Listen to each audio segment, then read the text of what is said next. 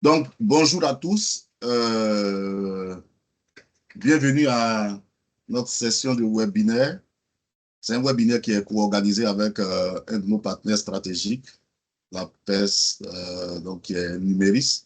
Donc, le groupe Numéris est un groupe français qui est spécialisé dans tout ce qui est cybersécurité, qui est aujourd'hui, qui est aussi l'un de nos partenaires dans sur toute la partie cybersécurité. Donc, avant vraiment de rentrer dans le vif du sujet, on va laisser juste la parole à tout un chacun, donc de pouvoir se présenter. Donc, on a trois intervenants principaux, Ahmed, Apolline et puis moi qui vais bien évidemment faire l'introduction. Donc, je commence par moi, la chapelle bien aujourd'hui commence par soi-même. Donc, je suis Jules Timoko, je suis ingénieur télécom. Je totalise un peu plus de 15 années dans le domaine des télécommunications. Hein. J'ai commencé ma carrière tout jeune en 2005 à Côte d'Ivoire Télécom, Orange. Et j'ai atterri par la suite au Canada où est-ce que j'ai travaillé pour Cogeco et pour Sogetel également. Donc, je suis exclusivement orienté sur tout ce qui est marché d'affaires, donc tout ce qui est recherche de solutions pour les clients entreprises. Donc, c'est vraiment le B2B. Et j'interviens aujourd'hui pour le compte de Debas Technologies, pour lequel je suis l'un des cofondateurs, mais j'interviens à titre de consultant parce que je suis souvent très externe et tout ça. Donc, voilà un peu ce que je peux dire me concernant. Donc, c'est un profil qui est assez long, donc on ne va pas rentrer vraiment dans les détails là, mais c'est un peu ça. Donc, ceci étant, on va laisser la parole à Pauline de se présenter et puis ensuite, ça va être Ahmed. Merci beaucoup, Jules. Bonjour à tous, je m'appelle Apolline Mergin. Je suis aujourd'hui responsable du développement de la cybersécurité chez Numerix. Je travaille du coup en direct avec Ahmed Boisis qui va se présenter juste après. Alors moi, j'ai pas un profil technique, c'est pour ça que Ahmed aujourd'hui sera votre interlocuteur technique. Moi, je fais plutôt de la stratégie, de la gouvernance, si je peux utiliser ces guillemets-là, en cybersécurité. Je viens d'un parcours sur la partie gouvernance en cybersécurité, en stratégie de défense réellement. Et je me suis spécialisée dans la cybersécurité. Et dans mes premiers pas chez Numerix, j'étais resident engineer cyber. L'idée, c'est de faire rayonner un petit peu la marque Numerix dans l'écosystème de la cybersécurité française. Et donc aujourd'hui, je me tiens face à vous pour vous parler du Firewall Next Gen qu'on vous présentera juste après. Et je laisse la parole à Ahmed.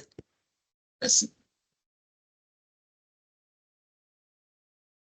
Ahmed, le micro est Mon fermé, micro n'est j'imagine. pas activé. Ah, c'est mieux, là, C'est c'est ça. mieux, je sais. Donc, je disais merci Jules, merci Apolline. Moi, c'est Ahmed Bouaziz, je suis le directeur technique au sein de Numerix Technologies.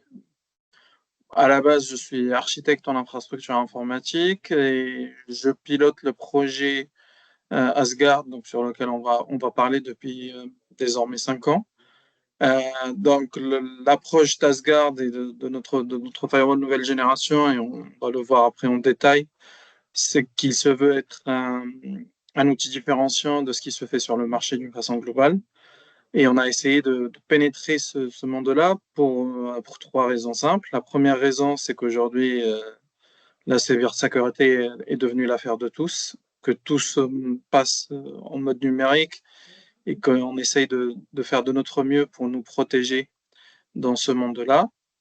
Euh, le deuxième point, c'est que Numerix s'est vu doté de compétences et de capacités d'échange avec les structures et avec l'environnement de recherche d'une façon globale sur la cybersécurité et plus précisément en France, ce qui nous a permis de breveter pas mal de technologies qui nous permettent d'être un peu innovants dans ce marché-là.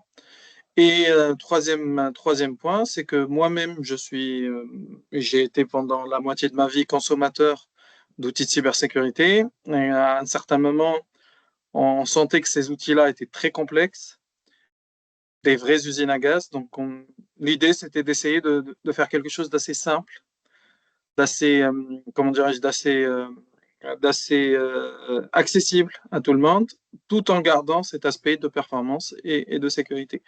Et donc de là est parti l'ensemble de nos travaux de recherche, et c'est ce qui nous a permis derrière d'avoir ce firewall que nous allons vous présenter. Parfait. Donc, merci, merci Ahmed, merci Apolline. Je crois qu'on a déjà les pieds dans le plat, donc on va y aller devant. Donc, ce webinaire se veut vraiment très interactif, hein. Ça veut dire que si vous avez des questions, vous laissez juste l'interlocuteur terminer peut-être sa phrase, vous levez la main, et puis on se fera le plaisir de vous répondre. Vous pouvez également utiliser le chat pour poser également vos questions. Donc, vraiment, il n'y a pas de gêne à se faire. Donc, soyez vraiment, vraiment très ouverts, soyez très, très open, et puis posez toutes les questions qui vous viennent en esprit. Il n'y a pas de mauvaises ou de bonnes questions. Toutes les questions sont des questions pour comprendre le sujet, qui est très, très important. Quoi qu'on dise aujourd'hui, tout le monde parle de transformation numérique, tout le monde parle de digitalisation. C'est vraiment l'effet de mode, c'est quelque chose qui façonne tout le monde, c'est quelque chose qui excite le monde. Aujourd'hui, tout le monde veut aller vers le numérique. Mais sachez que dans le numérique, il y a aussi des conséquences qui sont d'ordre dramatique, notamment ce qui a trait à la sécurité. Oui, on parle vers le numérique, mais comment est-ce qu'on se protège? Ça, c'est une des questions quand même qui devrait quand même nous passer à la tête avant même d'entreprendre n'importe quel sujet, je veux dire, de transformation numérique. Parce qu'après, les cyberattaquants, c'est comme les voleurs, ils attendent, ils veillent au grain, ils sont souvent très sophistiqués et à la moindre faille, ils pénètrent votre réseau, ils volent vos données, ils vous agressent et puis ils s'en vont. C'est leur objectif et le but, c'est ça. Donc, avec le partenariat avec Numéris, c'est vraiment de proposer des solutions qui vont être très, très user-friendly. Donc, Débat Technologie est une entreprise ivoirienne, donc née de la volonté véritablement des ingénieurs ivoiriens, hein, des personnes qui connaissent le marché, qui ont travaillé et qui connaissent également le besoin des clients et qui voudraient véritablement faire en sorte que les clients locaux, les petites entreprises, peu importe la taille, qui voudraient bénéficier des services des grandes entreprises un peu lointaines, puissent véritablement avoir accès à ces services-là. On est parti du postulat pour le fait que l'utilisation même simple des logiciels par certaines entreprises, les gens font de la contrefaçon, ils sont obligés de craquer peut-être des logiciels parce que, par manque de connaissances. Peut-être parce qu'ils se disent qu'en le faisant, ils vont gagner de l'argent, ils vont faire des intérêts, mais ils s'ouvrent des portes. Donc, on s'est dit, donc Débat Technologie s'est dit, bon, en mettant une structure en place, nous, ça nous permet véritablement d'aller chercher une petite entreprise qui est peut-être à Korogo, à Gagnoa, quelque part lointaine, qui n'a pas forcément accès à Numéris, qui n'a pas accès à Microsoft, qui n'a pas accès à peut-être, je veux dire, à Adaptive Network, de pouvoir bénéficier, n'est-ce pas, de ces services-là. Donc, c'est comme ça que nous sommes lancés en tant qu'intermédiaires, parce qu'on fait vraiment beaucoup plus de l'intermédiation, en représentant certains groupes qui sont nos partenaires aujourd'hui, dont aujourd'hui Numéris, qui est avec nous tout ce webinaire.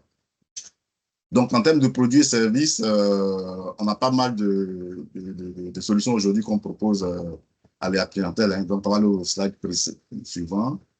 Voilà, donc on intervient dans la téléphonie d'entreprise, donc tout ce qui est communication unifiée à travers nos IP-based 3CX. On fait l'affaire principalement avec 3CX pour ce marché-là. On intervient dans tout ce qui est LAN et Wi-Fi managé avec certains fournisseurs. Dans la connectivité SD-WAN également avec Adaptive Network, qui est un des gros joueurs canadiens dans ce milieu-là. On fait également de la formation à travers Numéris University, qui est aussi un de nos partenaires et qui est une entité du groupe Numéris aujourd'hui qui va nous parler de cybersécurité. Et bien évidemment, on parlera beaucoup plus de cybersécurité. L'objet également aujourd'hui de notre webinaire avec nos experts qui sont là, qui viennent également du Numéris. Donc, la question de cybersécurité est très, très importante. Donc, pour cela, je vais laisser véritablement la parole à l'équipe de Numéris qui vient de se présenter tantôt, de prendre la relève et de pouvoir piloter, je vais dire, le reste du temps. Comme je le disais, les questions sont ouvertes. Il n'y a pas de gêne. Posez toutes les questions qui vous passent à la tête. On se fera le plaisir de vous répondre. Merci. Donc, Apolline et puis Ahmed, let's go.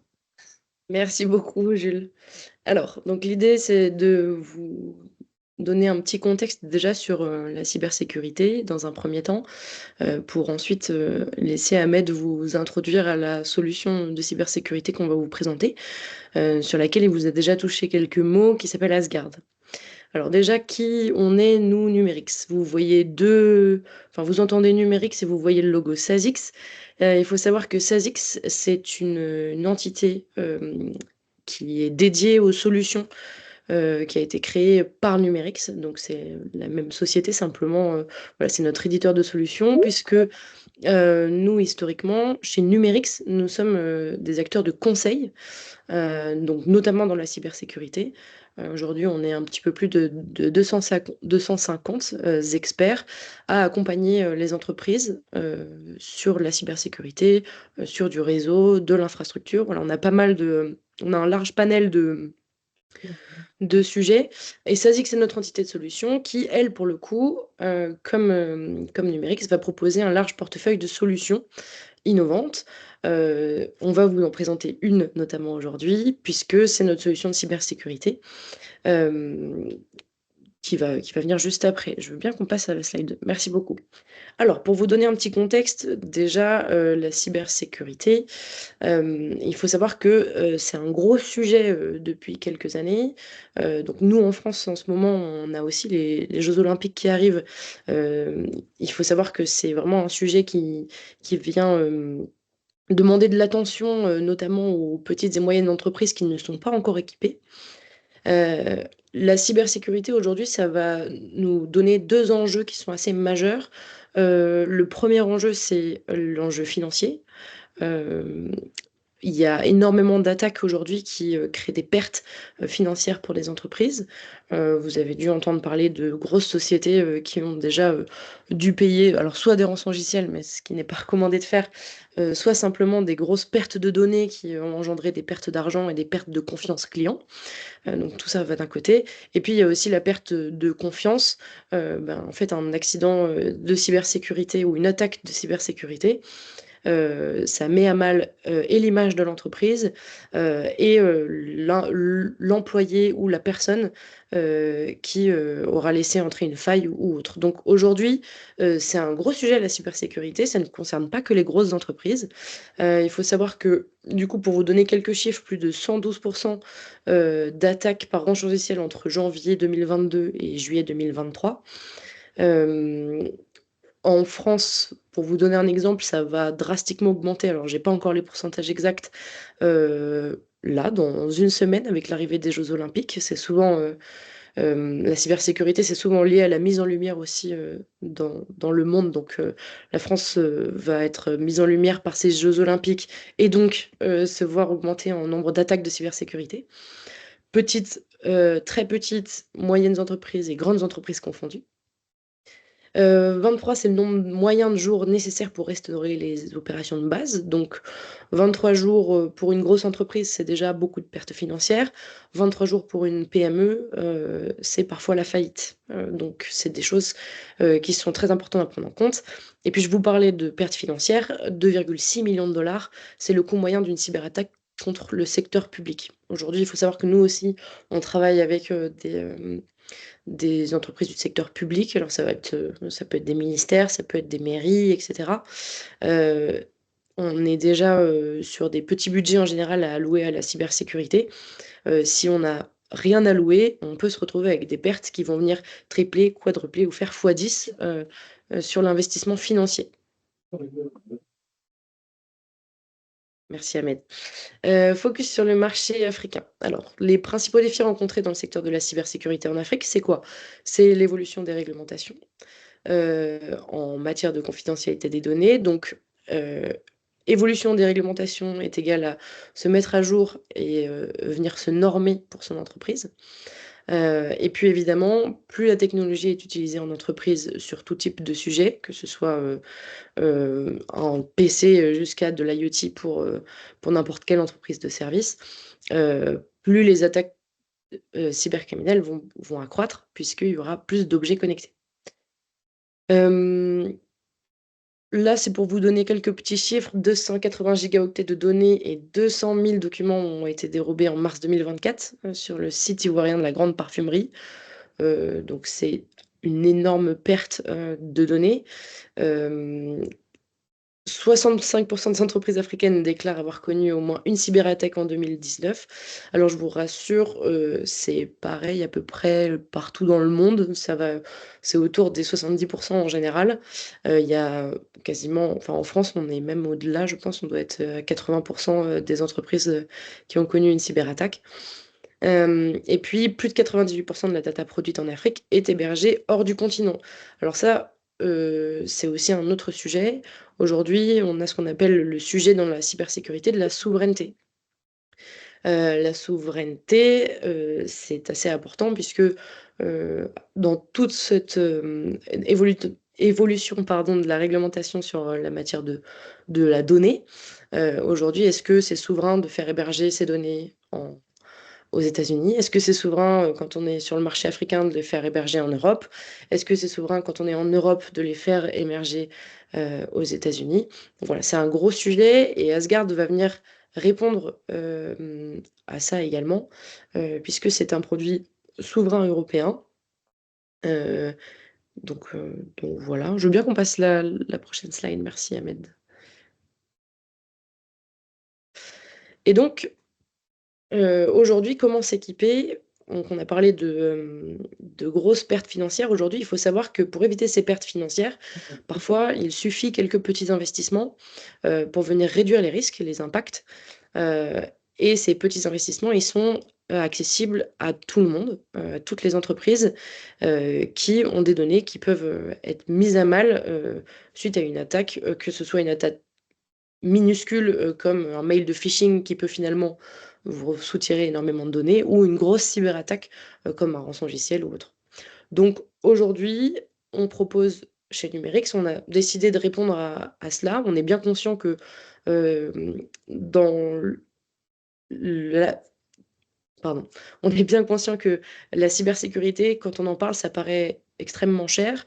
Les solutions aujourd'hui qui existent sont chères. Il y a beaucoup de solutions qui sont interconnectées, etc. On ne sait pas vraiment comment s'équiper.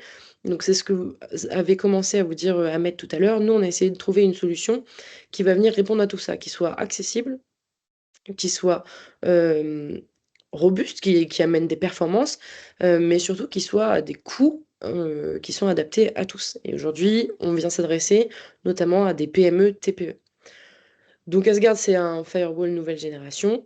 On va vous en présenter les fonctionnalités juste après, il me semble.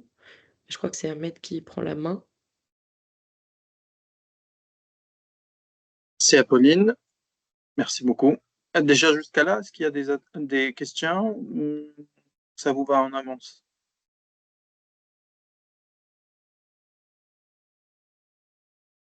Normalement, il y a le petit pour le moment, ça va. formulaire. Oui, très bien. Il y a le petit formulaire Q&A que vous voyez sur Teams qui vous permet de poser vos questions en temps réel si vous ne voulez pas interrompre le déroulement. Et vous pouvez aussi nous interrompre, il n'y a pas de souci. Comme l'a expliqué Jules, le but, c'est que ça soit le plus interactif possible. On n'est pas des vidéos qui tournent. On est là et on sera ravis de répondre à l'ensemble de vos questions. Donc, ce que disait Apolline aujourd'hui, c'est que l'approche de la cybersécurité est une approche qui doit être globaliste et sur laquelle on doit se positionner sur plusieurs fronts. Le front qui va nous intéresser le plus, en étant techos entre guillemets, c'est l'outillage qu'on peut mettre en place pour nous permettre de nous prémunir des attaques qu'on peut avoir. Et c'est ce qu'expliquait Apolline jusqu'à maintenant. Ces attaques se multiplient, se diversifient, se sophistiquent. Et donc l'idée avec un firewall nouvelle génération, c'est qu'on puisse mettre plusieurs composants de sécurité ensemble dans un même outil, que ça tourne d'une façon homogène et que ça permette une centralisation sur l'administration et la gestion de ces outils-là, d'une façon à rendre la cybersécurité la plus simplifiée possible. C'était vraiment l'initiative avec laquelle on a lancé nos développements et c'est ce qui nous permet aujourd'hui de voir les attaques par rapport à toutes les phases qu'on peut avoir sur l'attaque, que ce soit la phase avant l'attaque, ce que nous appelons la partie préventive, que ce soit la partie pendant l'attaque, c'est toute la partie de détection d'une attaque et ce qu'on peut faire sur la détection d'une attaque, ou la partie après-attaque, sur laquelle on tient aussi à être performant, et on vous expliquera un peu notre vision sur cette partie-là, où il faut pouvoir être en capacité de répondre aux incidents, de remettre le service et de s'assurer qu'il n'y a pas eu un très grand impact suite à une attaque qui n'était pas visible pour X ou Y raison. Et dans cette approche-là, on a essayé, sur notre firewall nouvelle génération, de mettre le maximum d'applications possibles.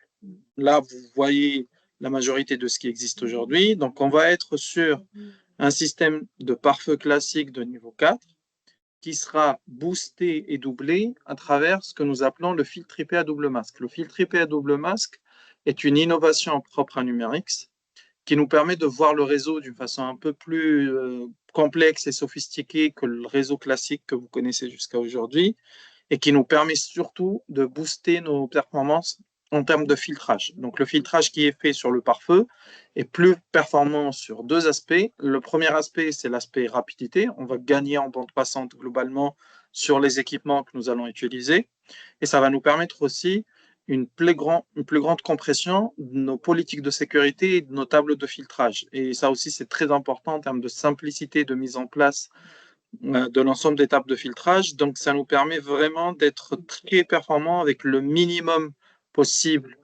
de coûts d'infrastructure. Et c'est ce qui nous permet derrière d'être compétitifs en termes de prix, globalement. Et ça, c'est notre innovation. Sur cette innovation de base, on a construit d'autres composants qui nous permettent d'être aussi performants sur d'autres aspects de la prévention, notamment la partie proxy web, pour nous assurer de la sécurisation des flux et du trafic web, notamment à travers un VPN sous deux formats. On va avoir le VPN IPsec qui nous permet de faire des liaisons sécurisées de site à site, ainsi que du VPN SSL pour de la connexion sécurisée des endpoints des utilisateurs finaux sur l'ensemble de nos réseaux. Et donc, ça nous permet d'avoir cette assurance de la sécurité nécessaire et de la prévention nécessaire lors de l'utilisation de nos réseaux informatiques. Pendant l'attaque, on va être capable de faire de la détection poussée et détaillée, notamment à travers l'intégration d'un système de détection et de prévention d'intrusion. Ce système-là, qu'on appelle vulgairement l'IPS-IDS, va nous permettre d'identifier et de bloquer les activités malveillantes sur le réseau d'une façon générale. Ceci à travers des mécanismes qui sont basés sur deux aspects, des aspects de ciblage à travers des listes d'attaques connues qui sont mises à jour d'une façon régulière, mais aussi à travers une analyse comportementale qui se fait au niveau de notre IPS-IDS. On a aussi la possibilité d'appliquer un antivirus qui est dédié aux fonctionnalités réseau, qui permet de suivre le trafic en temps réel, et il vient en complément de l'IPS-IDS sur une autre couche de détection qui se fait sur les données partagées sur le réseau. Et pour finir sur cette partie-là de détection, on a aussi mis en place et intégré un Web Application Firewall, donc un firewall appliqué, ou plutôt un firewall pour les applications web de façon générale, qui va nous permettre de sécuriser l'ensemble des applications web que nous avons, et ceci à travers, bien sûr, un large éventail de menaces spécifiques qu'on arrive à cibler, qu'on arrive à voir et à voir venir. Et c'est ce qui nous permet d'être vigilants sur la phase de détection, d'essayer aujourd'hui d'avoir entre 95 et 99% des attaques connues. Les autres attaques qui ne sont pas connues, les zero day, on ne les oublie pas. Vous allez le voir sur notre roadmap aussi. On est en train d'avancer sur des phases d'intégration de mécanismes d'intelligence artificielle et d'apprentissage automatique pour nous permettre de répondre à l'ensemble à la panoplie globale des attaques connues et inconnues. Et pour la phase d'après, aujourd'hui, on a la possibilité, à travers un monitoring et un reporting très simpliste, mais aussi très approfondi, de voir tout ce qui s'est passé sur le réseau, de comprendre ce qui s'est passé, de voir nos actes de détection, d'être en compatibilité directe avec l'ensemble des technologies de corrélation et de collecte de logs, les SIEM, les SIEM et autres. Et ça nous permet d'être facilement intégrable sur l'ensemble des écosystèmes aujourd'hui de la sécurité qui existent, notamment sur la partie supervision, sur la partie NOC, donc tout ce qui est observation et centre d'observation réseau, ou sur la partie SOC, pour la partie centre opérationnel de la sécurité. Donc, sur cette partie-là, aujourd'hui, on est compatible avec la majorité de ce qui se fait sur le marché. Et notre vision ne s'arrête pas là. Vous allez le voir un peu plus tard sur la roadmap. On souhaite aussi être performant sur la partie remédiation sur les incidents. Est-ce qu'il y a des questions déjà jusqu'à là? Très bien. Du coup, Asgard, ça va être notre centre de fonctionnement. Ce sera vraiment la partie outillage propre à l'intégration dans vos plateformes, dans vos écosystèmes ou dans l'écosystème de vos clients. Mais après, l'approche que nous avons aussi, c'est que la sécurité n'est pas uniquement une histoire d'outillage, c'est aussi une histoire de process, d'intégration et de mise en place. Et ça, c'est ce que nous apporte Numerix à SASX dans le fonctionnement. C'est qu'aujourd'hui, on a cette capacité de mettre en place de l'assistance technique. On a aujourd'hui un SOC manager au sein de Numerix qui nous permet d'être facilement intégrable et qui nous permet aussi d'avoir la vision de la veille technologique, la vision de la veille des vulnérabilités, etc., et qui nous permet d'être performants par rapport à notre firewall derrière. On fait aujourd'hui pas mal de campagnes de sensibilisation pour permettre à l'ensemble de nos clients et de nos partenaires d'être vigilants sur ce qui se fait sur le marché de la cybersécurité, mais ce qui se fait aussi sur le marché malveillant, entre guillemets, de la cybersécurité. Et pour finir, aujourd'hui, on est en cours de certification PASI-RGS pour être auditeur de la sécurité des systèmes d'information auprès de nos clients. Et c'est une phase qui nous permet d'être aussi en veille et à la pointe de la technologie et de la nouveauté en termes réglementaires par rapport à ce qui se fait dans la cybersécurité. Et c'est une vision globale que nous avons donc de Asgard. Ce n'est pas uniquement fournir un outil, c'est fournir un outil, mais l'ensemble des services qui tournent autour, plus bien sûr nos services historiques qui vont être le lab de Numerix qui nous permet de travailler l'axe de la recherche et développement et l'axe de l'innovation à travers l'intégration de plus en plus de brevets et de solutions innovantes par rapport à ce qui se fait sur le marché. On a l'axe université qui nous permet d'être performants sur la partie formation, notamment sur la formation sur nos produits, et l'axe service historique de Numerix qui nous permet d'être visible à travers nos intégrateurs sur la partie service.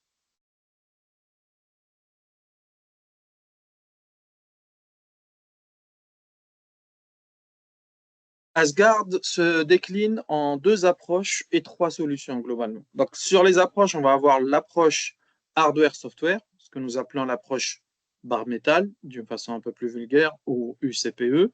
C'est une approche où on va intégrer le software qui nous permet d'être performant en termes de firewall sur du hardware, qui permet une intégration plus souple dans les data centers, dans les locaux techniques de nos clients, et qui nous permet donc d'avoir une accessibilité sur les réseaux externes, sur le réseau Internet, etc.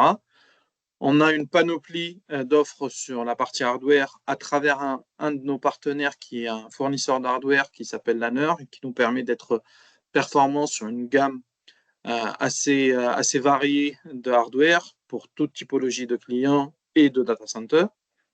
Après, on va avoir une vision uniquement software de la solution. Donc, la solution à la base est une solution software qui peut s'intégrer facilement sur des approches virtuelles. Donc, on a cette possibilité de l'intégrer sur ce que nous appelons les VCPE ou les VM. Et donc, sur cette intégration, on va être plutôt sur une approche d'un système qui est virtualisé, qui nécessite d'avoir de l'urbanisation et de la segmentation réseau. Et c'est le rôle de notre firewall, segmenter le réseau, s'assurer des moyens de détection et de validation de l'ensemble des flux et intégrer le maximum de solutions de sécurité dans un seul composant. La dernière solution, c'est une solution aussi qui est basée sur le software, mais qui est aujourd'hui dans l'air du temps, à travers ce que nous appelons le Firewall as a Service ou Asgard as a Service.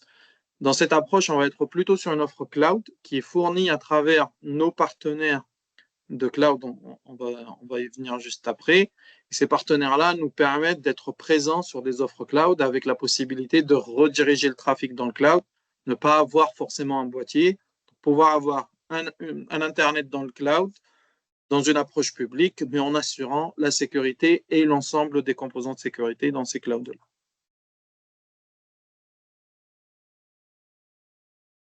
Une petite capture globale d'Asgard, comme ça vous savez qu'on ne parle pas pour rien. Après, l'idée, c'est qu'à la suite de ce webinaire, on mettra à votre disposition la possibilité de faire de la démonstration directement et donc de jouer un peu avec la solution. On vous mettra à disposition un lien avec des codes d'accès pour que vous puissiez venir voir comment ça tourne dans un environnement réel, voir comment on peut intégrer et configurer l'ensemble des fonctionnalités que nous avons. Aussi, vous aurez accès à une documentation assez détaillée sur l'ensemble de ces fonctionnalités-là, comment les mettre en place, comment les gérer, et on restera à votre disposition pour voir comment ça tourne. Je parlais tout à l'heure de la roadmap. Nous tenons à ce que notre solution soit une solution all-in-one en termes de sécurité, à intégrer le maximum de solutions de sécurité dessus. Donc, nous avons une roadmap très ambitieuse avec la solution actuelle, à savoir intégrer des nouvelles tendances sur le marché de la sécurité, qui sont plutôt des tendances qui viennent du monde cloud. À partir du moment qu'on a offert cette capacité de faire du firewall as a service, c'est de pouvoir aussi intégrer plus de solutions, notamment du routage dynamique, notamment la possibilité de faire ce que nous appelons le filtrage URL ou la partie Secure Web Gateway, notamment tout ce qui est technologie aujourd'hui basée sur le zéro confiance à travers le ZTNA. On voudrait aussi intégrer plus de possibilités, notamment pour les MSSP, donc pour les providers de solutions de sécurité, pour qu'ils puissent mettre à disposition plusieurs interfaces en se reposant sur la même interface physique, donc à travers les technologies de multi-tenancy. Et pour finir, notre plus grande innovation et sur quoi on travaille aujourd'hui, c'est vraiment sur la partie réponse à incident à travers ce que nous avons appelé le moteur IA Minerva XDR, XDR pour dire Extended Detection and Response. Ça va être un cœur basé sur l'intelligence artificielle qui nous permettra de répondre aux incidents qui sont détectés d'une façon intelligente et automatisée à travers l'intégration des politiques de sécurité et l'adaptation de politiques de sécurité selon les typologies d'attaque et de configuration vue. Donc, nous espérons pouvoir faire ça pour juin 2025. Un petit benchmarking de notre solution vis-à-vis de ce qui se fait sur le marché. Donc là, on a pris un exemple en format virtuel avec les mêmes fonctionnalités hardware et configuration hardware avec l'ensemble de ce qui se fait aujourd'hui sur le marché, notamment chez nos amis américains et nos amis chinois, que ce soit sur des Palo Alto, du Fortinet, du Cisco ou du Sophos. Et on a essayé de voir les performances de notre solution vis-à-vis de ce que fait le reste. On va être sur des performances égales, globalement similaires à ce qui se fait chez les autres, avec les possibilités d'avoir de la bande passante maximisée, d'avoir le maximum de sessions concurrentes sur la partie TCP, d'avoir une bande passante assez haute et assez élevée en fonctionnement avec des outils de typologie IPsec ou avec la mise en place d'un système de prévention d'intrusion. On reste vraiment sur les mêmes standards du marché aujourd'hui en termes de fonctionnement.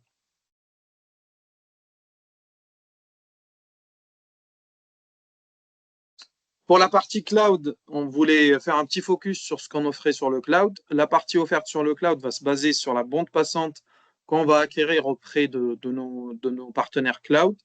Et donc, sur cette partie-là, on va avoir des offres qui vont varier ou différencier selon la bande passante qu'on va acquérir dans le cloud et selon le besoin de notre client dans le cloud. On peut aller jusqu'à 10 gigas en termes de performance dans le cloud et on a essayé de vous montrer un peu la différenciation entre du 100 mégas, du 500 mégas, du 1 giga, du 2 gigas pour que vous ayez une idée sur ce que ça fait. Donc, la bande passante augmente selon ce qu'on achète dans le cloud.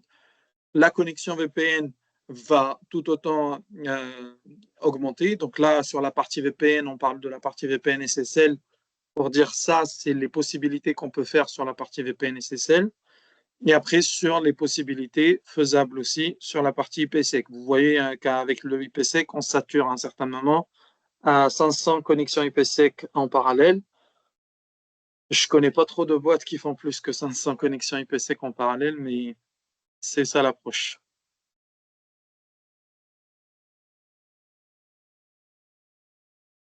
D'une façon générale, nos labels et nos certifications aujourd'hui, on est membre de plusieurs, de plusieurs associations et de plusieurs comités de fonctionnement dans le monde de la cybersécurité, notamment en France et en Europe. On fait partie, par exemple, de l'Alliance pour la confiance numérique. On fait partie de la French Tech Paris-Saclay au niveau de la France. On fait partie du campus cyber aujourd'hui, qui est le lieu totem de la cybersécurité français et le lieu secondaire de la cybersécurité européenne. On fait aussi pas mal de travaux de recherche et de labellisation, notamment on est labellisé auprès de l'INRIA, on est labellisé France Cybersécurité, Cybersécurité Made in Europe, cybermalveillance.gouv.fr. Et nous souhaitons être labellisés au maximum aussi sur le continent africain, sauf qu'aujourd'hui, on n'a pas l'équivalence de ce genre de labellisation dessus, mais on va faire de notre mieux pour être aux normes et au niveau de la réglementation le plus aligné possible par rapport au continent africain. Et donc, du coup, nous sommes référencés auprès d'OVH Cloud, qui est notre partenaire cloud. On fait partie de l'Open Trusted Cloud, qui est l'offre d'OVH sur l'ensemble de ses partenaires qui travaillent dans le monde de la cybersécurité. Et donc, nous sommes reconnus comme étant un membre de confiance auprès d'OVH. Nous travaillons aussi avec le clouder qui s'appelle Ionos, qui est un clouder allemand aussi avec lequel on travaille pas mal pour pouvoir élargir au maximum notre offre dans le cloud. Et nous sommes référencés UGAP aujourd'hui pour l'ensemble du marché public français. Quelques use cases réels de comment intégrer notre solution. On a pris 3 cas qui peuvent parler à tout le monde. Le premier cas pour une TPE, c'est un petit cabinet comptable où on va vraiment avoir l'informatique comme étant absolument pas un cœur de métier, où on ne comprend pas ce que ça signifie l'informatique et où on veut sécuriser parce qu'on sait qu'on doit travailler avec son ordinateur, qu'on doit créer son propre réseau, qu'on doit s'échanger des informations confidentielles, etc. C'est là où on peut être très performant avec une souplesse d'intégration, une simplicité d'utilisation, une intégration très fluide et derrière la possibilité de s'assurer que le trafic est surveillé en temps réel, que les politiques de sécurité, que ce soit pour la fuite de données ou pour les accès non autorisés, sont bien mises en œuvre avec une simplicité de configuration et de mise en place. Le deuxième use case, on va par exemple parler d'une startup technologique où la partie technique quand même fait partie du fonctionnement. On va se reposer très généralement sur des compétences dans le cloud, sur des liens dans le cloud, etc. Et sur cette partie-là, on a la possibilité, bien sûr, à travers notre offre cloud Asgard, de sécuriser l'ensemble de ce qui se fait dans le cloud et d'assurer une grande flexibilité sur cette partie-là. Troisième use case, on va être plutôt sur une entreprise de service à la personne, une entreprise globale qui aujourd'hui gère son data center, qui a des capacités aujourd'hui de virtualisation, de mise en place de larges plateformes et infrastructures.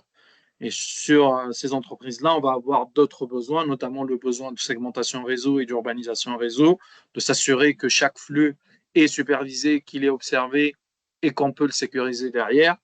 Et dans ce cadre-là, on peut s'intégrer très facilement à travers une offre VM en intégrant une dizaine, une quinzaine, une vingtaine de firewalls selon les politiques de sécurité et l'architecture cible de ces entreprises.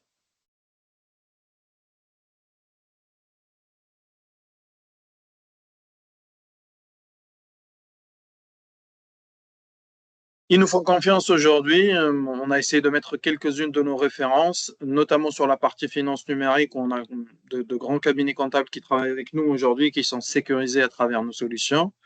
Nous avons nos fournisseurs cloud aujourd'hui, donc OVH, Ionos et Safosi, qui est un fournisseur de cloud africain aujourd'hui, qui est basé en Tunisie et qui a une bonne panoplie d'offres dessus sur la partie nord-africaine et donc qui permettent aussi de distribuer notre firewall et que ce soit avec nos intégrateurs infra historiques, TMI et autres. Donc aujourd'hui, on essaye de faire de notre mieux pour que notre solution et nos solutions soient les plus supportées possibles, les plus simplement intégrables et que nos partenaires partout dans le monde puissent fournir la meilleure prestation de service possible dessus. Du coup, je suis à votre disposition si vous avez des questions. N'hésitez pas.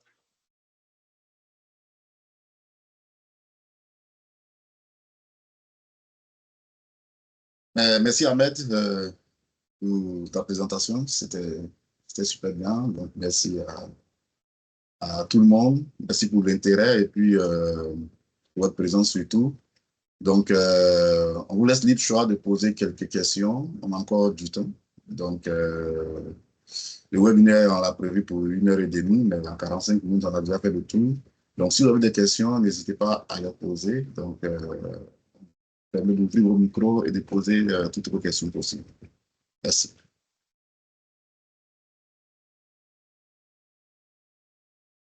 Oui, Tano? Tu peux ouvrir ton micro hein, quand tu veux.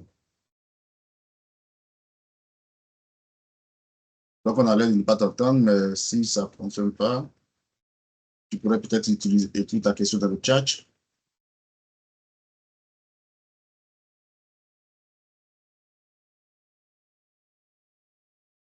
D'accord. Je crois qu'il y a Serge qui a la main levée. Serge, pendant que tu as trouvé une solution, est-ce que tu peux activer ton micro, s'il te plaît?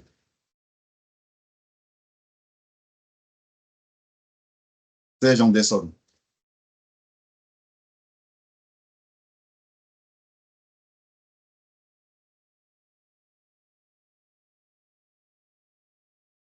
Visiblement, on n'entend personne. Hein.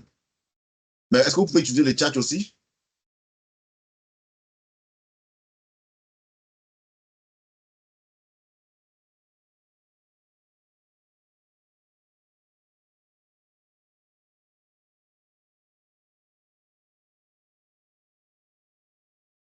Vous pouvez utiliser le chat pour poser des questions, c'est pareil, on va vous répondre pareil.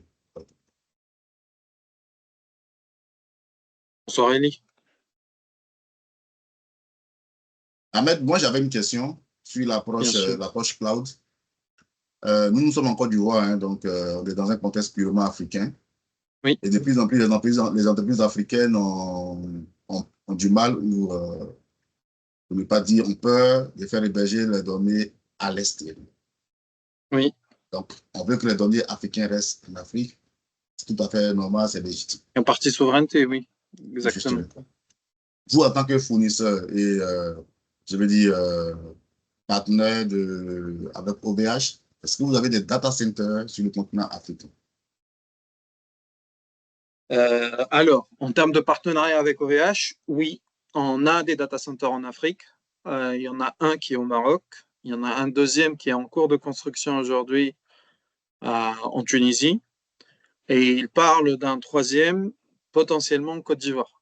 Mais ce n'est pas encore fait. Ceux qui sont faits réellement, qui existent, c'est celui qui est au Maroc et le deuxième qui est en Tunisie, qui est en cours de construction actuellement. Super. Donc, très probablement, on va partir sur ça. Pour la partie cloud, à proprement dit, je sais aussi qu'il y a des tentatives africaines d'avoir des data centers et des clouds privés, entre guillemets, en Afrique. Notamment Orange le fait et il a essayé au Sénégal. Notamment MTN, si je ne me trompe pas, qui essaye de le mettre en place en Côte d'Ivoire. Donc, il y a des tentatives. Aujourd'hui, si ça existait, on serait dedans, il n'y a pas de souci. Mais l'approche, c'est ça. On attend qu'on puisse se positionner. Mais nous-mêmes, aller faire notre propre cloud, je ne pense pas. Ça ne fait pas partie de nos ambitions ni de nos métiers aujourd'hui. Super. Monsieur Loire, qui a la main levée, est-ce que vous pouvez ouvrir votre micro? Et puis, on a l'impression que les micros, ça ne fonctionne pas, je ne sais pas pourquoi. Bon, je peux OK, là, on t'entend, là, c'est bon. OK, bon. Merci beaucoup à M. Ahmed et à Pauline. J'ai compris la différence entre les parfaits de nouvelle génération, parce que je voulais poser la question, l'avantage entre un parfait dynamique et un parfait de nouvelle génération. Mais j'ai compris que les parfaits de nouvelle génération ont plus de fonctionnalités, surtout Exactement. au niveau des IDS, les monitoring et tout ça. Mais moi, ma question était de savoir qu'est-ce que le VPN permet de faire dans le contexte des parfaits de nouvelle génération par rapport aux parfaits dynamiques. D'accord. Très bien. Et je vais derrière enchaîner sur la question de M. Kwaku Afeli sur la partie SASIX et la différence avec Sage. Très bien. Donc, pour commencer, aujourd'hui, un firewall classique, son rôle, c'est de faire le policier. On va lui autoriser un certain nombre, ou lui faire comment dirais-je, le feu de circulation. Donc, on lui autorise certains flux qui ont le droit de passer, d'autres qui n'ont pas le droit de passer. Et le firewall va faire ce filtrage-là. Il va s'assurer que telle personne passe, telle personne ne passe pas. Un vrai agent de sécurité qui va gérer les accès. Ça, c'est le rôle d'un firewall, tout simplement. Un firewall nouvelle génération ne va pas s'arrêter uniquement à contrôler les accès. Il va regarder un peu plus, il va être un peu plus vigilant que juste contrôler l'accès par rapport à une liste.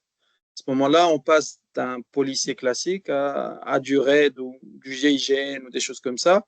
On va s'autoriser à faire de la fouille, on va s'autoriser à faire du contrôle facial, on va s'autoriser à faire des choses un peu plus complexes que juste un filtrage sur on passe ou on passe pas. Donc, on ne va plus se limiter sur une liste qu'on autorise dès le départ. On va dire au pare-feu qu'il a la possibilité de contrôler ce qui passe et ce qui ne passe pas selon ce qu'il va détecter, selon ce qu'il va voir. Donc, on va lui donner plus d'outils pour lui permettre d'être plus vigilant et plus sécuritaire. C'est un peu le passage d'un agent de sécurité des années 40-50 où on lui donnait une liste de noms et on lui demandait de faire passer, jusqu'à un agent de sécurité moderne aujourd'hui qui va avoir le contrôle de métaux, qui va voir le contrôle, le scanner de contrôle, etc., etc. Ça, c'est le firewall nouvelle génération dans une intégration réseau. On va voir le flux qui passe et on va s'assurer que ce flux-là ne contient aucune menace à travers l'ensemble des solutions de sécurité qu'on va mettre en place. Je ne sais pas si ça répond à votre question, M. Loua. Oui, ça va. Ça va. Très bien. La deuxième question, c'est la différence entre un logiciel SASIX et un logiciel Sage. Très bien. Sage, aujourd'hui, à ma connaissance, font plutôt les outils de gestion, d'une façon générale, de gestion de paye ou de gestion financière, d'une façon générale. Donc, Sage fait des outils pour de la gestion financière. Nous, nos outils vont sécuriser ces outils-là. On va permettre à ces outils-là de travailler d'une façon la plus sécurisée possible lorsqu'ils vont sortir des flux, envoyer des flux, récupérer des flux, etc. Nous, on va venir plutôt sur une phase où, une fois le logiciel, il traite ce qu'il a à traiter, si quelqu'un essaie de se connecter sur ce logiciel ou si ce logiciel essaie d'envoyer des fichiers à l'extérieur de ce logiciel, que ces flux-là soient observés, contrôlés et on assure cette sécurité sur ces logiciels. D'accord. C'est bon. OK, il y a Serge qui a la main levée. Serge, est-ce que tu peux activer ton micro et poser ta question, s'il te plaît? OK, OK. Maintenant, c'est toi, M. Arnaud, vous pouvez baisser la main si vous avez fini. C'est bon, ça va. OK, merci. J'avais un petit problème, c'est pas c'était un problème de connexion micro tout à l'heure. Ma question est de savoir, dans les débuts, je prends un exemple, j'avais le Cisco Meraki que j'utilisais comme firewall et le Cisco Meraki changé aujourd'hui avec un FortiGate. OK. OK. J'ai un autre site que je dois aussi protéger. Donc, ma question est de savoir pourquoi ne pas soit prendre le même FortiGate ou bien aller prendre le Cisco Meraki et venir prendre plutôt la solution que vous nous proposez. Très bien. C'est la question à laquelle je m'attendais. Très bien. Donc, Là, on connaît le marché, c'est nos concurrents aujourd'hui sur ce marché-là, c'est les historiques, ils existent depuis un bon moment, ils sont là depuis un bon moment. L'apport qu'on va avoir par rapport à un Cisco ou à un Fortinet, c'est qu'aujourd'hui, on va utiliser à travers notre technologie de double masking beaucoup moins de ressources que eux pour faire passer les mêmes flux. Donc, ce que eux ils vont estimer pour faire passer le flux X ou le flux Y, nous, on va l'avoir et on va pouvoir le passer en utilisant moins de ressources. Quand on dit moins de ressources, c'est ce qui coûte réellement de l'argent sur un firewall. C'est ce qui va coûter de l'argent sur un firewall, c'est les performances de ce firewall-là. Donc, ce qui diffère d'un firewall à un autre en termes de prix, c'est le hardware. C'est vraiment ce qu'on doit utiliser derrière pour que ça tourne.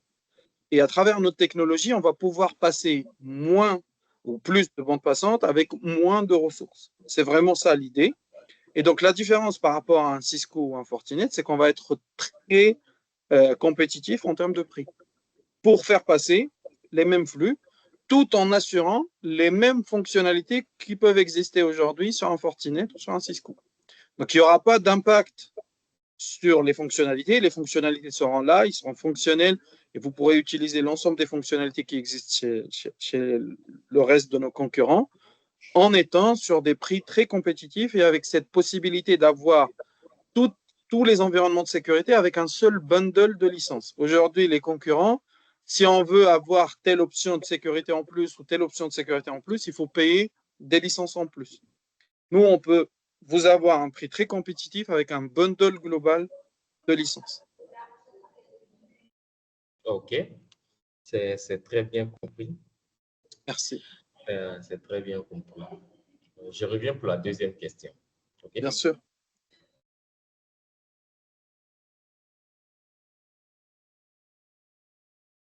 Est-ce que quelqu'un a...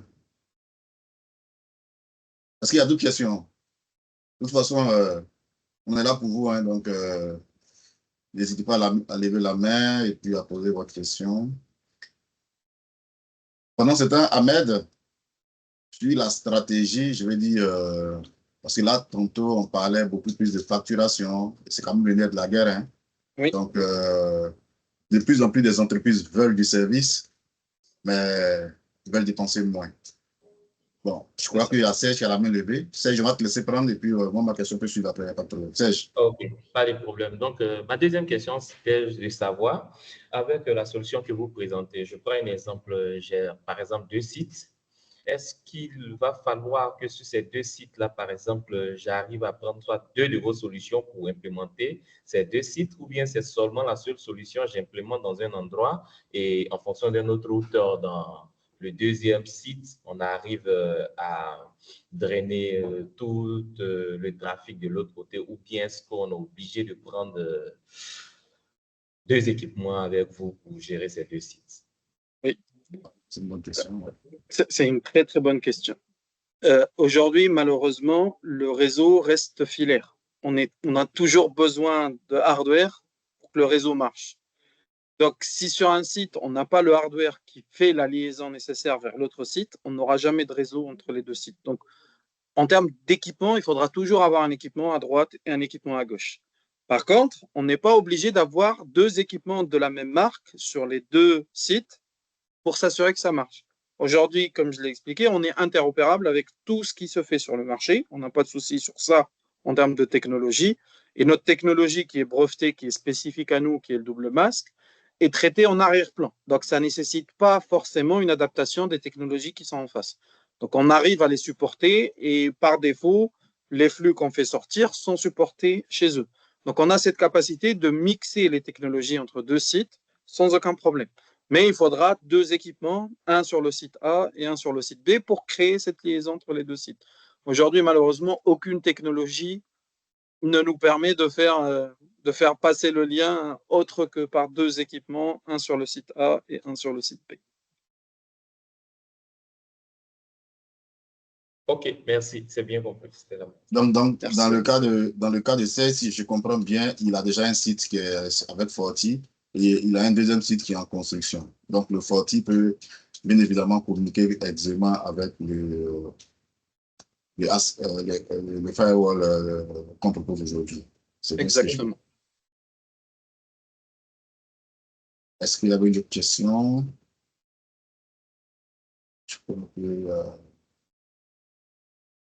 D'accord. Donc, revenant à ma question de tantôt, parlant du prix, parce que, quoi qu'on dise,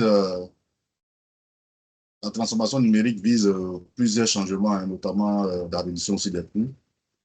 C'est quoi la politique? Ça veut dire, qu'est-ce qu'est la politique de pricing aujourd'hui que nous pouvons appliquer qui ferait objet d'un élément de différenciation déjà sur ce qui se fait déjà sur le marché? En d'autres termes, est-ce que l'approche NAS, ça fonctionne pour vous?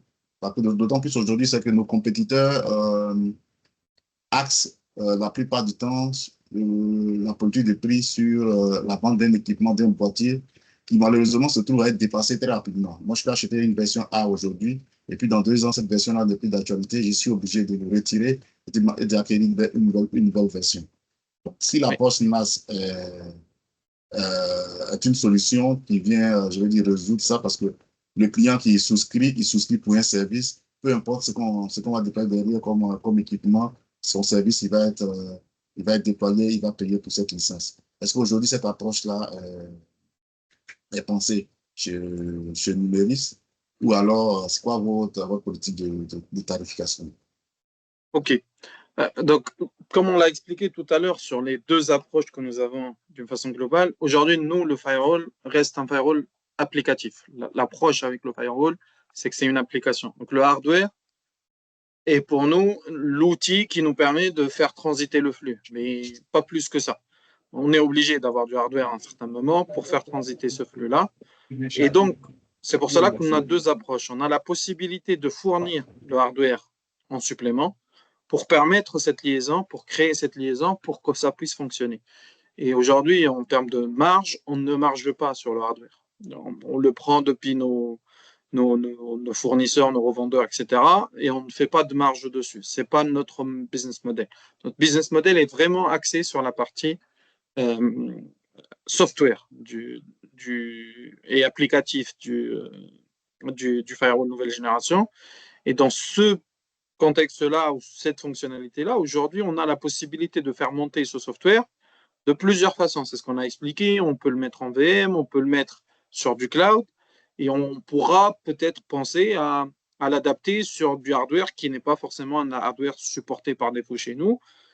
Mais aujourd'hui, ça ne fait pas partie de notre stratégie directe d'aller chercher à appliquer cela.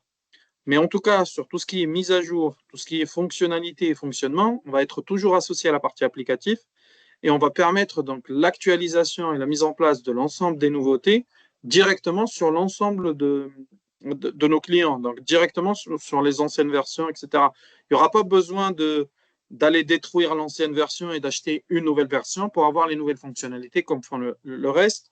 Nous, ça va être une mise à jour directe sur les anciens boîtiers et ça nous permettra de travailler. Après, ça reste du hardware. Donc, à un certain moment, le hardware, il lâche, il a une durée de vie. Donc, il faudra penser à le remplacer. Mais à part remplacer le hardware pour permettre d'avoir la liaison hardware derrière réellement, on n'a pas une dépendance du hardware.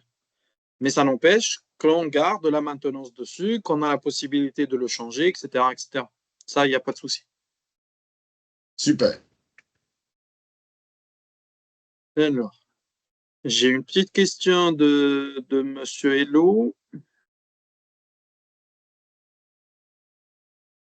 Quelle est l'efficacité de la solution en termes de statistiques sur 10 attaques? Combien ont franchi le niveau 1, le niveau 2? Quelles sont les principales erreurs qui commettent les entreprises en matière de protection? Là, j'en ai bien. Je vais essayer d'y aller une à une. Comme ça me permettra de répondre à l'ensemble de vos questions. Donc, quelle est l'efficacité de nos solutions? Aujourd'hui, comme je l'ai expliqué, on arrive à détecter 99% des solutions et je vais dire des attaques et je vais dire 100% des attaques connues. À partir du moment qu'une attaque est connue, qu'elle existe, qu'elle est tracée, on détecte 100% des attaques tracées. Quand je dis 99% des attaques, c'est qu'on a toujours des attaques sophistiquées qui n'existent dans aucune base connue d'attaque. C'est quelqu'un qui arrive, qui innove une attaque et qui la fait. C'est ce que nous appelons le zero day dans le langage de la cybersécurité. Zero day pour dire c'est une attaque qui vient d'être inventée.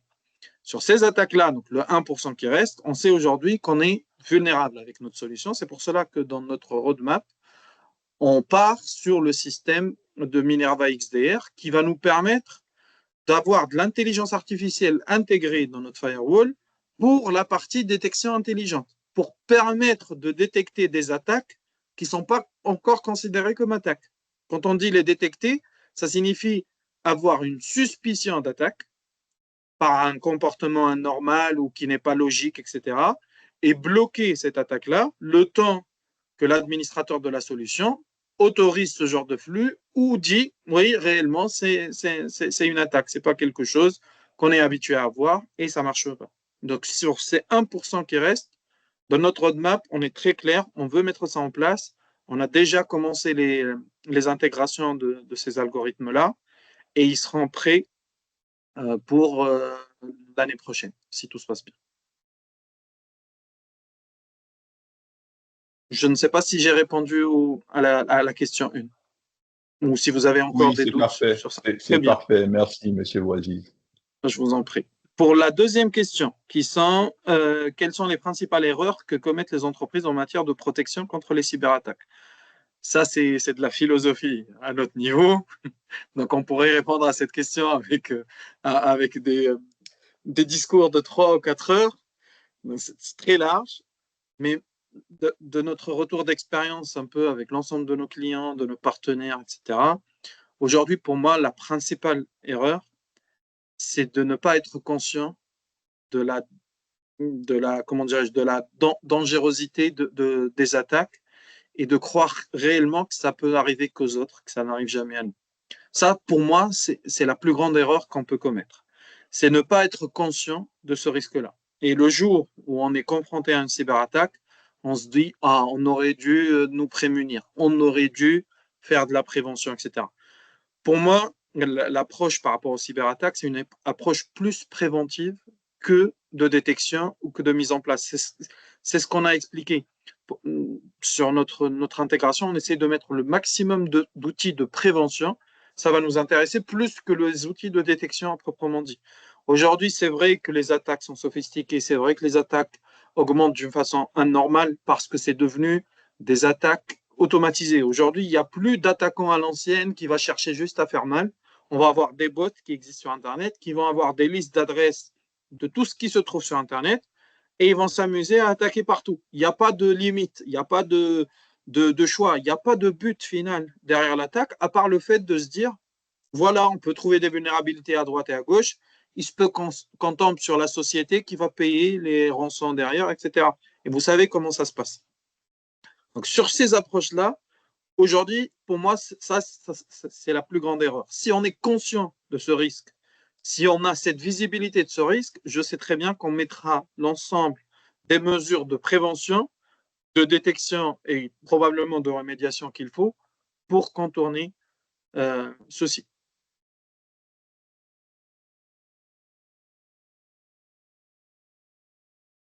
Très bien. Et après, si j'ai bien compris, l'expérience sur le volet process. Là, j'aurais besoin peut-être de plus d'éclaircissement de votre part par rapport à la question. Qu'est-ce que vous voulez dire exactement avec le terme process? En fait, vous avez dit que la partie process fait partie de votre solution. Il n'y a pas que le hard ou le soft sur la cybersécurité. Donc, j'étais curieux de savoir si vous avez conçu, déployé des process dans des entreprises et comment ça s'est déroulé, quelle a été l'efficacité de ce déploiement-là. Très bien. Ça, c'est assez clair.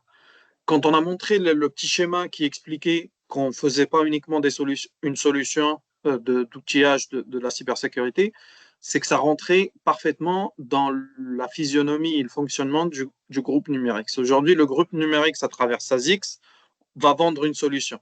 Mais on vend d'autres prestations. On fait d'autres choses à côté, notamment nos prestations en cybersécurité, et notamment ce que je disais tout à l'heure, la partie audit de sécurité qui intègre nous travaillons aujourd'hui sur 3 typologies d'audit de la cybersécurité. Donc, on va auditer la partie organisationnelle, donc process.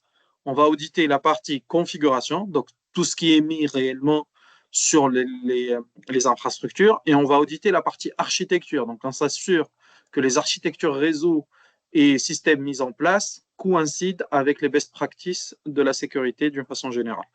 Et donc, sur ce volet-là de process, que ce soit sur le volet organisationnel, architectural ou de configuration, on va suivre les best practices et les normes connues mondialement. Aujourd'hui, nous-mêmes, nous sommes des auditeurs sur la partie ISO, notamment l'ISO 27001, mais pas que. L'ISO 27001 pour son volet procédural, donc organisationnel, mais nous faisons aussi de l'ISO 27002 pour la partie configuration et mise en place des mesures de configuration, ainsi que la partie ISO 27005 pour la partie gestion de risque et analyse de risque. Donc, l'ensemble de ces paramètres ensemble nous permettent d'être conscients des process qui tournent autour du monde de la cybersécurité, de la mise en place des systèmes de gestion de la sécurité de l'information, les SMSI d'une façon générale, et donc de l'ensemble des process qui tournent autour d'une façon globale sur la mise en place de la sécurité sur les systèmes d'information, mais aussi sur les process de fonctionnement derrière d'une DSI pour la partie sécuritaire. Notamment, comment déployer un firewall, comment l'intégrer dans son environnement, comment s'assurer qu'il analyse et qu'il fait les détections, comment on s'assure derrière que les remédiations sont faites quand on voit des anomalies ou des soucis, pour s'assurer d'être toujours à un taux très élevé de vigilance par rapport aux cyberattaques.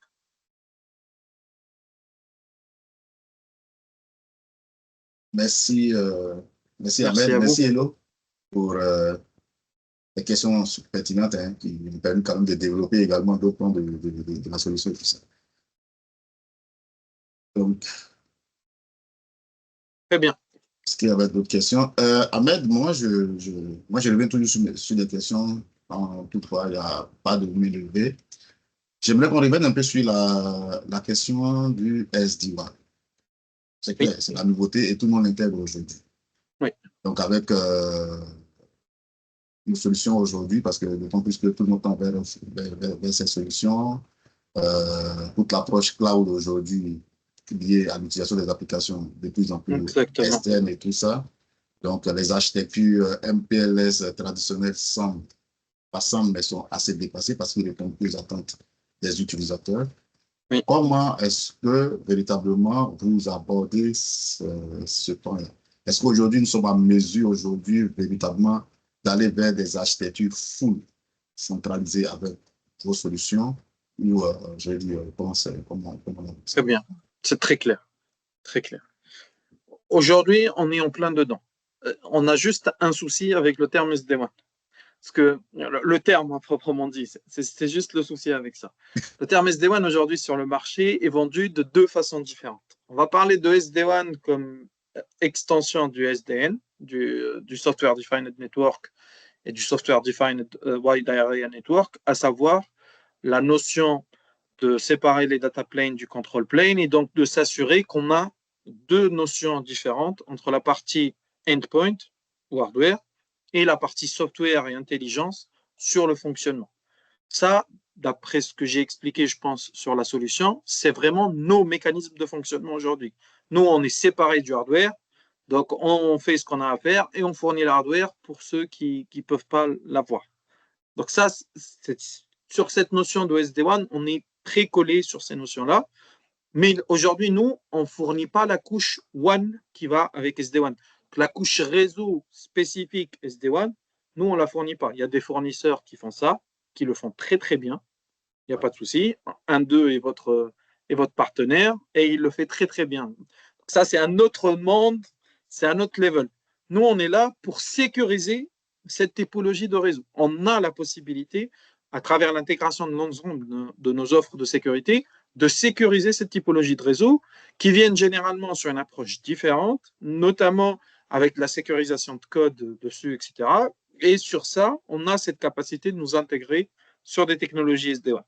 La deuxième notion de SD-WAN qui vient plutôt du monde de la sécurité, chez nous, c'est le SD-WAN qui est vu comme étant la haute disponibilité des WAN.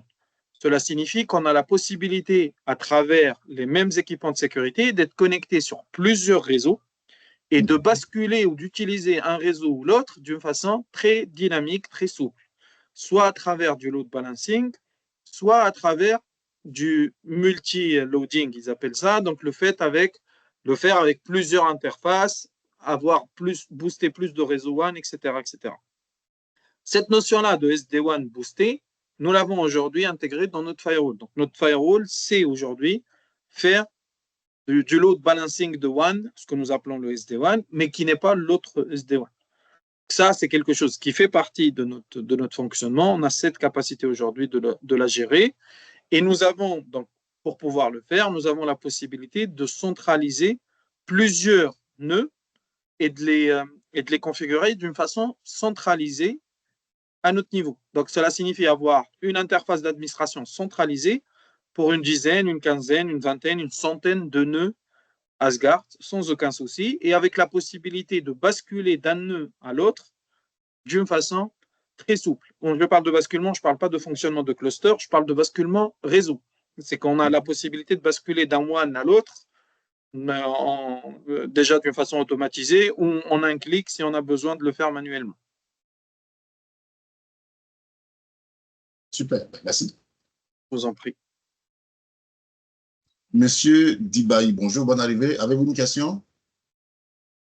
Bonjour, coach. Permettez que je vous appelle coach. Je vous l'ai toujours appelé coach. Merci. Salut à tous. Je suis Monsieur Dibaï. Je vous appelle de la Côte d'Ivoire.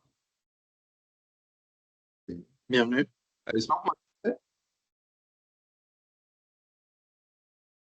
D'accord, j'imagine que vous nous avez pris en cours, hein, donc on est en phase de questions-réponses. Si jamais vous avez une question, n'hésitez pas.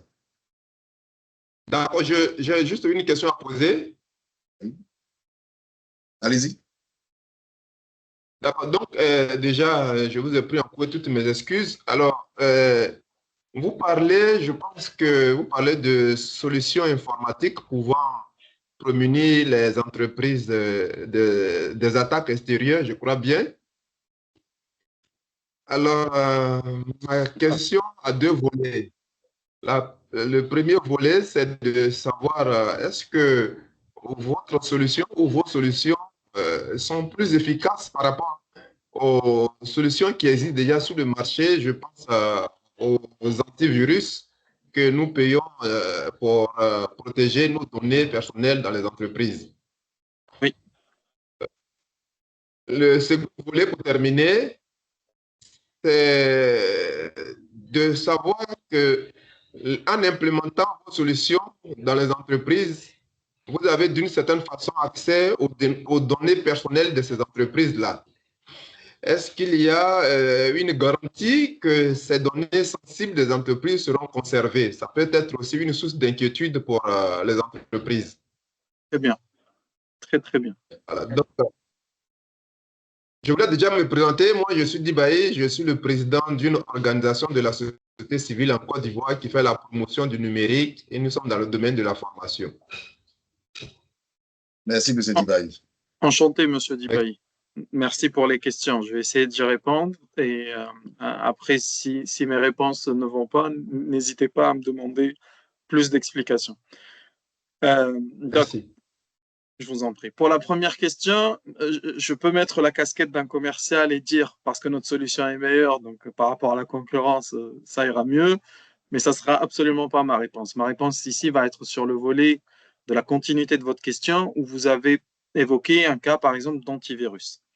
Et là, pour dire que nous, en termes de solutions de sécurité, on va agir sur un autre volet de la sécurité que celui sur lequel agit un antivirus.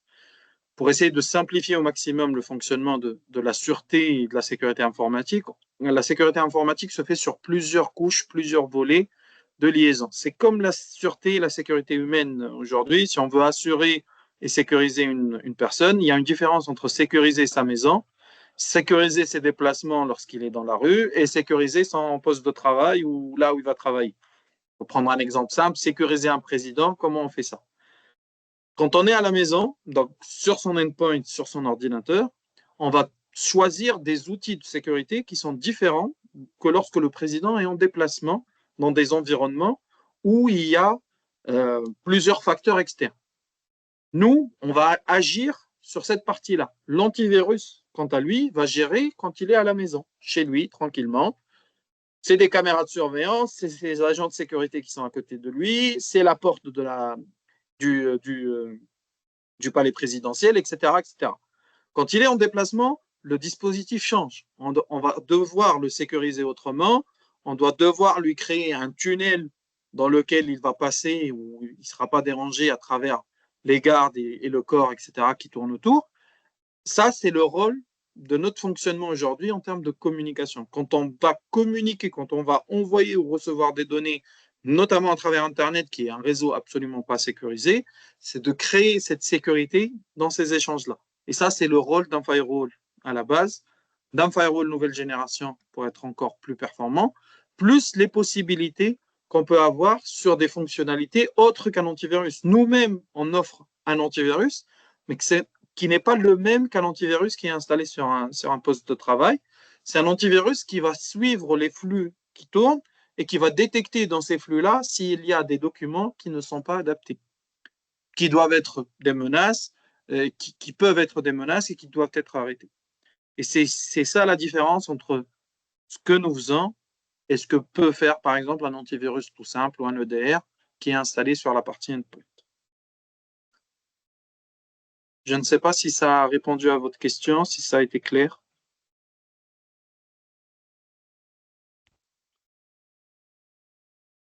Oui, je pense que c'est clair dans mon esprit, hein. C'est bon, c'est très bon. Merci. J'ai bien compris pour ne pas monopoliser la parole.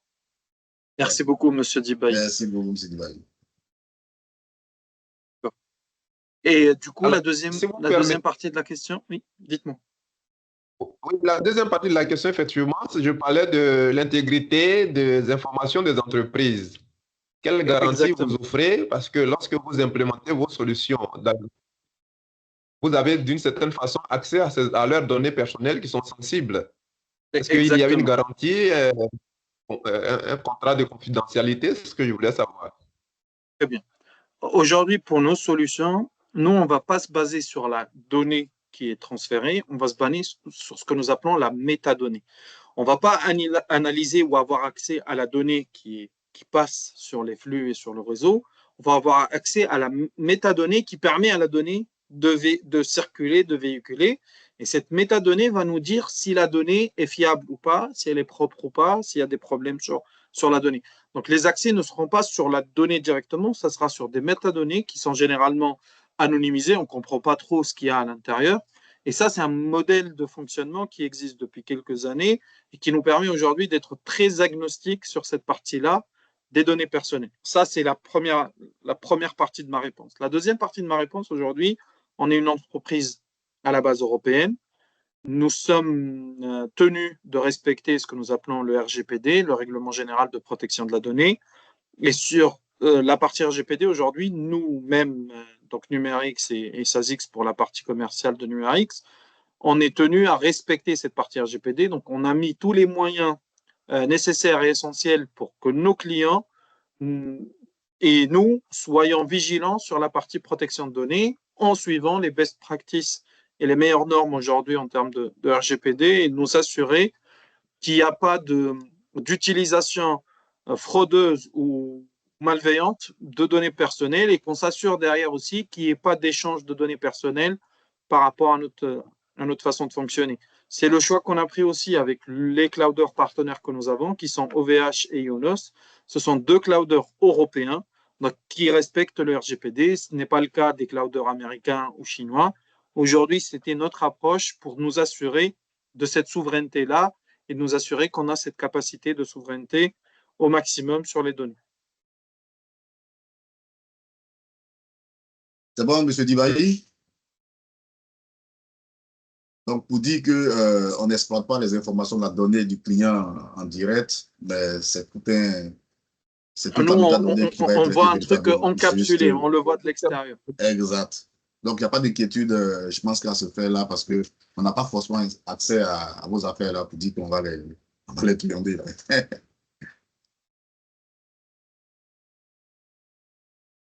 Monsieur Dibaï, c'est bon?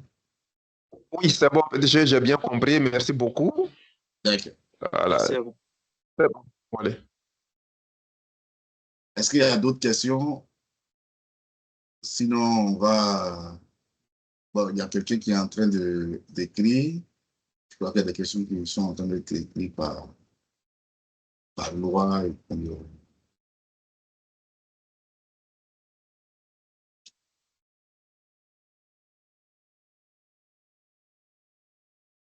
donc, ça arrive.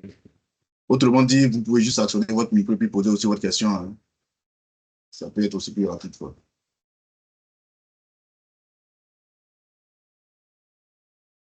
C'est clair que dans ce webinaire, tout le monde n'est pas technique, donc on comprend que certaines questions ne sont pas purement techniques. On comprend aussi que certaines... Il n'y a pas de souci, c'est l'approche. On essaie de simplifier aussi la cybersécurité. Il faut qu'on puisse l'évangéliser au maximum. C'est notre rôle.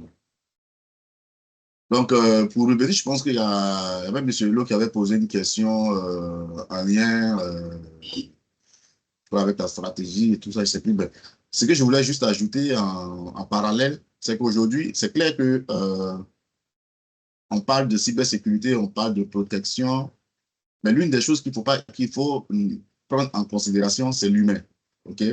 80% aujourd'hui, je vais dire, des attaques que les entreprises connaissent passent forcément par la manipulation d'un device par un humain. Donc, ce qu'il faut prendre aussi en compte, c'est vraiment la sensibilisation de nos employés qui arrivent dans nos entreprises, de sorte à ce que, véritablement, même si vous mettez aujourd'hui la dernière génération de protection et que vos utilisateurs en arrière de ça ne sont pas sensibilisés, que les gens ne sont pas vraiment, je veux dire, alertés, informés, ça aussi, ça peut constituer véritablement une grosse faille. Donc, à côté de cela, on offre des formations de sensibilisation de vos employés, qui sont aussi des formations qui peuvent se faire en ligne, hein, en classe à distance comme on le fait aujourd'hui, et qui peuvent aussi se faire en présentiel, dépendamment de ce que vous recherchez. Pour dire qu'on est quand même sur ce point-là, pour apporter aussi de la formation, à la fois en cybersécurité, même dans le numérique purement, quoi. Donc, c'est d'ailleurs l'une de nos intérêts à nous rapprocher à ces grands groupes-là comme Numéris aujourd'hui, qu'on va fièrement représenter en Côte d'Ivoire et pourquoi pas dans la sous-région. Donc, pour dire qu'aujourd'hui, si vous avez des besoins quelconques, on va véritablement répondre présent pour vous soutenir, en fait. Donc, il y a une question. J'aimerais savoir quel est l'élément de différence. Non, ça, c'est déjà répondu. Quelle pratique de sécurité est essentielle pour prévenir les accès non autorisés aux informations confidentielles? Ça, c'est la question de Laura. C'est presque philosophique, ça aussi. Tellement il y a des choses qu'on peut mettre en place. Mais sur cette approche-là, déjà, de pouvoir classifier ces informations, qu'on puisse classifier les données, s'assurer de la différence entre une donnée confidentielle et une donnée un peu moins confidentielle. Ça, c'est une première étape essentielle. Et ce n'est pas le cas de l'ensemble des entreprises avec lesquelles on travaille aujourd'hui. Il y en a qui ont du mal avec cette classification. Et une fois qu'on arrive à classifier ces données confidentielles et qu'on s'assure de leur emplacement, de leur process de fonctionnement, de comment on les crée et on les met à jour, etc., c'est de mettre aux alentours un ensemble de process de sécurisation. Et ces process de sécurisation peuvent aller d'une mesure simple de sécurité avec la mise en place d'un outil ou quelque chose comme ça, à la mise en place d'un processus complet de gestion de la sécurité de l'information avec toutes les intégrations qu'il faut. À titre d'exemple, aujourd'hui, sur l'ISO 27001, on va demander 93 mesures de sécurité pour nous dire qu'une fois que les 93 mesures de sécurité sont mises en place, que la donnée est en sécurité. Quand on parle de 93 mesures de sécurité, chaque mesure de sécurité peut demander le déploiement de un ou plusieurs outils, la mise en place de un ou plusieurs process, etc., etc. Donc, c'est assez lourd. C'est pour cela que je vous ai dit que c'est une question presque philosophique. C'est assez lourd sur la réponse à comprendre. Après, bien sûr, on ne va pas à chaque fois essayer de ramener une bazooka pour tuer une mouche. L'idée, c'est de trouver le juste milieu entre le risque qu'on va avoir par rapport à ces données confidentielles et le niveau de sécurité à apporter. Cela n'empêche qu'un outil aujourd'hui qui vous permettra d'avoir plusieurs outils de sécurité combinés dans un seul outil peut être une bonne approche pour essayer d'avoir le maximum de mesures de sécurité couvertes par la configuration, la mise en place d'un outil.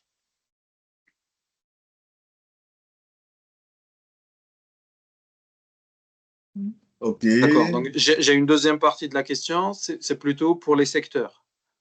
Oui, la cybersécurité ne connaît pas de secteur. Aujourd'hui, tous les secteurs d'activité depuis une vingtaine d'années sont en mode numérique un peu partout, je pense.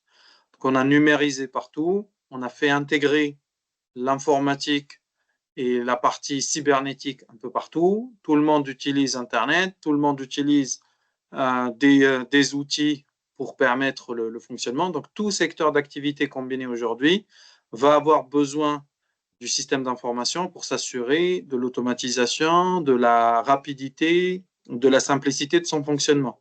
Et à partir du moment qu'on est accessible, qu'on est vulnérable depuis des réseaux non protégés tels qu'Internet, on doit s'assurer de pouvoir sécuriser son système d'information. Et oui, pour répondre à ça, à ce moment-là, notre pare-feu est compatible avec l'ensemble des secteurs du marché. Parfait. OK, merci. Moi, j'en ai fini avec mes questions. Oui. Voilà, merci. Ça va. Merci à vous. À mon Monsieur niveau, ça Lou qui est va. en train d'écrire, je crois que ça va être l'une des dernières questions qu'on va prendre parce qu'on a atteint nos délais de 1h30. C'est vrai que le débat il est assez intéressant. Mais bon. En fait, c'était pour vous dire au revoir, quoi. C'était pour vous dire au revoir. Félicitations, ouais, pour cette belle initiative. J'ai été instruit et ça m'a donné envie, hein, je l'ai écrit, d'aller plus loin sur le volet audit, process et formation. Donc, merci beaucoup. Merci beaucoup, monsieur Hello. Et donc, pour vous dire que les questions peuvent toujours continuer à venir. Hein. Donc, si au dehors de ce webinaire, vous avez des questions, vous pouvez nous l'écrire à info@debattechnologie.com. Donc, on se fera le plaisir de vous répondre au mieux de nos connaissances ou contacter Ahmed et son équipe qui nous servent de support véritablement aussi pour répondre à toutes vos questions. Sachez que si vous avez un besoin quelconque que ce soit en transformation numérique, notamment dans la partie cybersécurité, n'hésitez pas également à nous contacter. De toute façon, nos commerciaux vont se faire le plaisir de nous visiter dans les prochains jours pour essayer de discuter de corps à corps un peu plus avec vous, pour essayer de voir si vous avez un besoin quelconque dans ce domaine-là et voir dans quelle mesure on va discuter avec vous. Donc l'équipe de numérique, c'était très bon support pour nous. Et aujourd'hui, je crois que ça va être sans aucune limite pour nous d'aborder tout sujet en lien avec la sécurité et puis également pour aller protéger le maximum, que ce soit une toute petite entreprise, une grande entreprise, tout le monde a besoin aujourd'hui quand même de se protéger. Et c'est d'ailleurs pour ça que nous sommes là, pour vous permettre quand même de vous rapprocher des gros fournisseurs et de vous aussi bénéficier des meilleurs services possibles, mais à moindre coût.